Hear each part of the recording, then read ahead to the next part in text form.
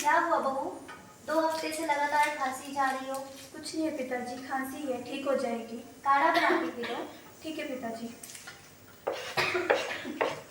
बहू, ओ बहू, चाय तो लाना जरा।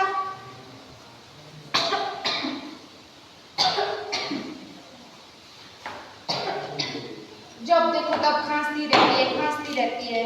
क्यों डांट रही हो बहू को? खांसी ही तो है, मैंने बोल दिया इसे काढ़ा पीने को, एक दिन में ठीक हो जाएगी।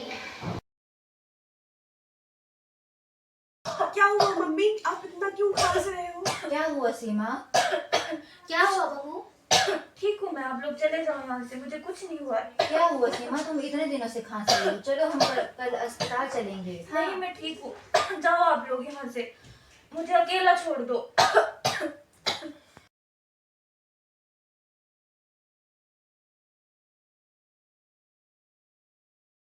नमस्कार डॉक्टर साहब। जी बताइए क्या परेशानी है?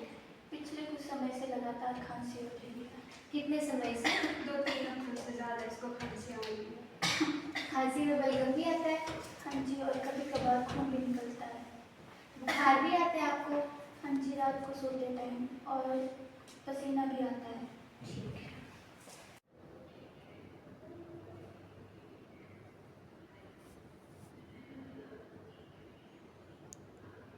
लंबी लंबी सांस लें।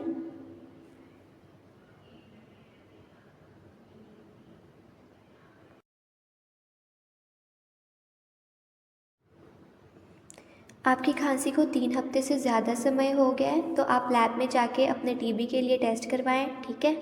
मैं आपके लिए कुछ टेस्ट लिख के दे रही हूँ, ठीक है?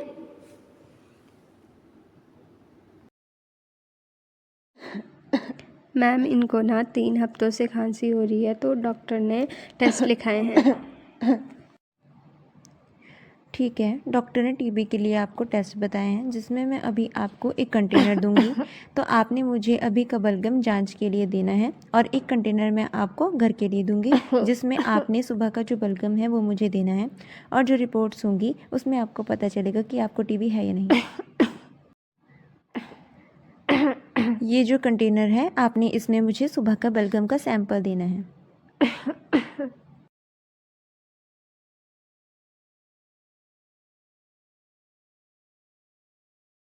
नहीं, इसके लिए हमारी प्रदेश और देश की सरकार ने जो है वो एक डॉट्स थेरेपी लगाई हुई है, जो कि बिल्कुल मुफ्त होती है।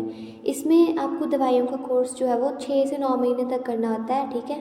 तो आपको मैं कुछ दवाइयाँ दे रही हूँ, और दवाइयों के साथ एक कार्ड भी दे रही हूँ। ये दवाइयाँ आपको 6 से 9 महीने तक लेनी है। लेकिन अगर आप इन कोर्स का जो बीच में रोकती हैं, तो आपको MDR का कोर्स लेना पड़ सकता है, जो कि बहुत महंगा हो सकता है फिर, और लंबे समय तक जो चल सकता है।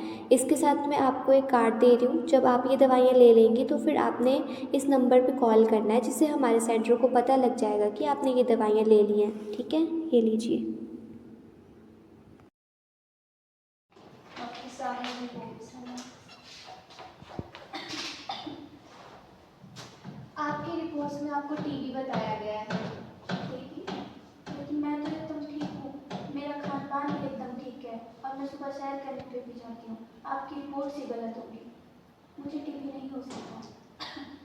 टीबी एक संक्रमित बीमारी है, यह छूने से नहीं फैलती है। यह एक कीटाणु होता है जो कि टीबी पेशेंट के अंदर पाया जाता है। जब कोई टीबी पेशेंट आपके सामने खांसेगा या छींकेगा, अगर वो कीटाणु आपके शरीर में प्रवेश कर जाता है, तो ये आपको भी हो सकती है। इससे आपको डरने की आवश्यकता नहीं है, क्योंकि बस आपको ये ध्यान रखना होता है कि मतलब जब भी आपको ऐसे खांसी हो या जुकाम हो, तो आपने अपना मुंह कवर करके रखना अच्छे से, और बच्चों से खासकर आपने दूरी बनाए रखनी है।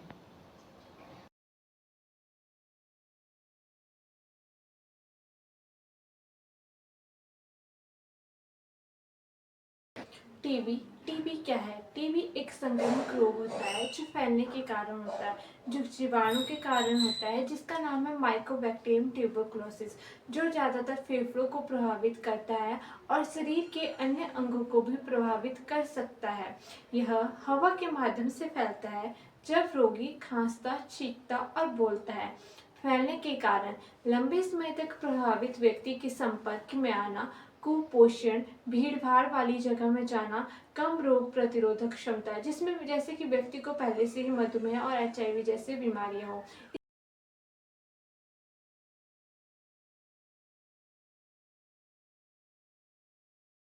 भूख ना लगना, वजन में कमी दिखाई देना, शाम के समय बुखार आना, रात को पसीना और बलगम में खून का आना जैसे लक्षण दिखाई देते हैं। अब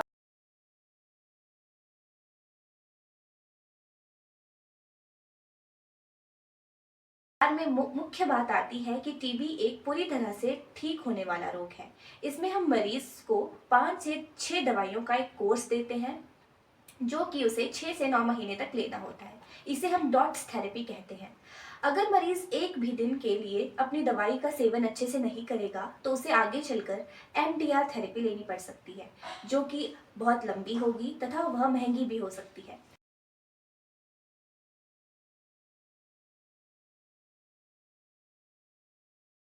टीबी से बचने का पहला तरीका होता है टीकाकरण। हमें बच्चे को जन्म के बाद BCG नामक वैक्सीनेशन लगवानी चाहिए ताकि आगे चलकर बच्चे में संक्रमण का खतरा कम हो जाए। दूसरा तरीका आता है मास्क का उपयोग। हमें टीबी के मरीज से मिलते समय मास्क पहनना चाहिए तथा PPE किट का उपयोग करना चाहिए। हमें टीबी के मरीज को खुले में थूकने से मना करना चाहिए। हमें अपने घरों में वेंटिलेशन का ध्यान देना चाहिए। अब मैं आपको बताऊंगी कि हमें टीबी से बचने के लिए कैसा आहार लेना चाहिए। टीबी से बचने के लिए प्रोटीन युक्त आहार जिसमें कि दूध, अंडा और दूध से बनी चीज़ें शामिल होती है।